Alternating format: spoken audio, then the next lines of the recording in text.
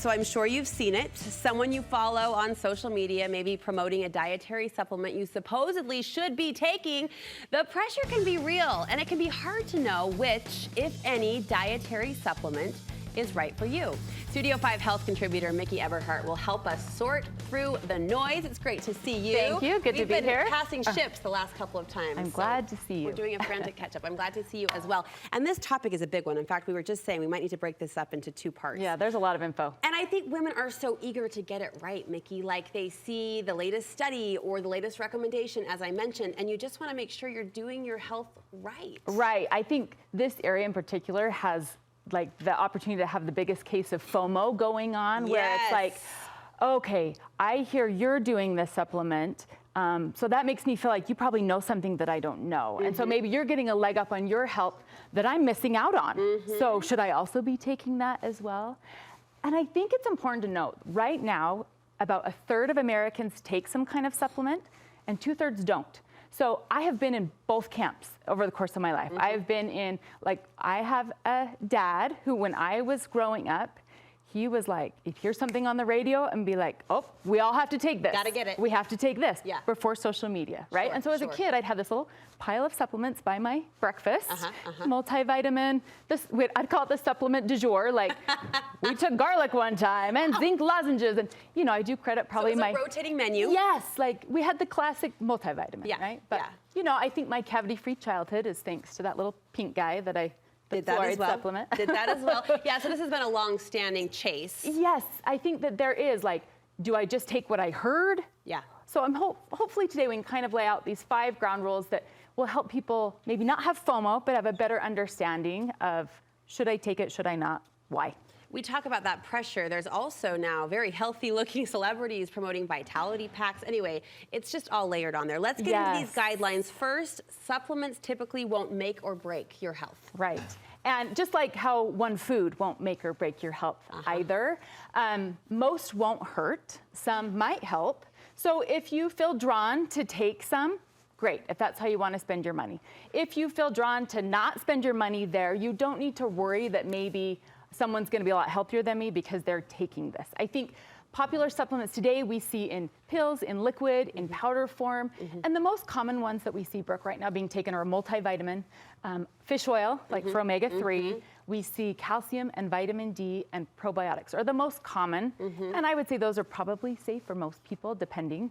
But you know, we also see this uptick in like powders added to water. I was gonna say there's a big movement right now in the green world, like green powder. Yes, and I think we see a large marketing budget pushed towards influencers, and whether or not they know or don't know, a lot of those are just a multivitamin in a drink. Really? Yes. And so if that's the way you want to get your multivitamin, if you feel better doing that. But it's not 10 cups of kale powderized and that I'm pouring into my water. Correct. Yeah, that is not true. And there are actually some fun studies that debunk that. Oh, that's good to know. Yeah. And that speaks to your next guideline. Supplements are not regulated. No, they're not regulated. We have no idea what's in there. This is correct. Like under the Food and Drug Administration, supplements fall under the food category, not drugs. So people can make a claim, they can put something in there. Nobody verifies that, and the only time that really the FDA will step in the supplement world is if they start getting a lot of complaints or if people start to get hurt or die, which is kind of a low bar to set. And so with that, I always say if it sounds too good to be true, it likely is. There are companies, for more reputable companies, they could pay a third party to come in and test their product to prove this is what we say it is. But oftentimes, even the claims that go around some of those vitamins, minerals, probiotics aren't necessarily sound science. I was going to say the companies don't have to pay because we're suckers. And we just buy and believe what we hear and read. So anyway, you talk about how supplements aren't make or break. Is there a point, though, Miki, where supplements can be harmful? Right, and this is my third thing, is that they're not always safe. And so sometimes we think, well, if a little bit's good, then maybe more is better, right? We have like 100% daily value of our vitamins and minerals that we should be getting every day. If something is 5,000% of that daily value, why do we need 5,000%? And I think there was actually this fascinating study that was done, Brooke, with smokers. They had this group of almost 20,000 smokers. And the thought was, okay, smokers likely will get lung cancer as they proceed smoking. The likelihood is great. So let's take half the group and let's supplement them with beta-carotene, which is an antioxidant, and let's see if that slows the onset of lung cancer, kind of decrease the oxidation that happens from smoking. It's gonna be this 10-year-long study. Brooke, they stopped after 4 years because the group that was supplementing with beta-carotene was getting cancer faster than the group not. And kind of when we think, okay, wait, what? Why? What's going on? A good, healthy If we think about our bodies like a symphony, we have all these different instruments that work together to create this magical music. If we hardcore supplement on one thing, 5,000% too much of one thing, even if the intent is good, like the smoker study, it's kind of like the French horns blaring loud from that back corner, you know? And it's like, okay, that doesn't sound very good anymore. Easy. So we want to kind of stick with like 100% daily value, not going over and above. Okay, I'll send all the French horn emails your way. Is that fine? Is that fine? We love the French horn. I know we do. A minute left. You say your doctor should be part of this conversation. Yes, doctors should be part, especially with fitness things like pre-workouts and creatine, where we may think they're always good for everybody. They're not. There are contraindications.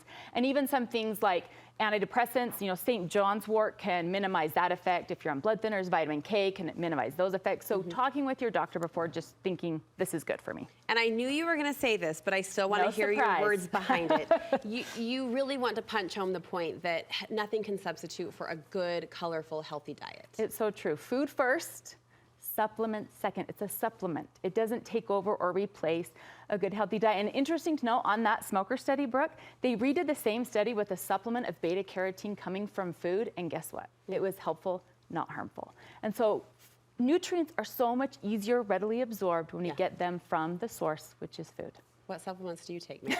This is a trick question. No, it's not. Right now, I really don't take any regularly, which surprises people. I have been in the, when I had babies, I was, you know, the prenatal. Thank you. Like, what is the thing? Like, the prenatal. I would take that regularly. I throw protein powder in my kids' morning smoothie. So not even multivitamin? But I have them in my cupboard. I am not good about taking them daily. Thanks for letting me put you on the personal spot. No, I think that's helpful to know. And and I think when I look at my overarching diet, there aren't big gaps. I eat calcium. I have salmon. I get out in the sun for vitamin D. So I don't see big gaps where I'm like, ooh, I should get this. A multivitamin is a good safety net across the board. Kind of a blanket. I just need my dad to put it out on the counter for next to your cereal bowl. I'm with you. We love you, Miki. Thank you so much for the helpful and really straightforward information.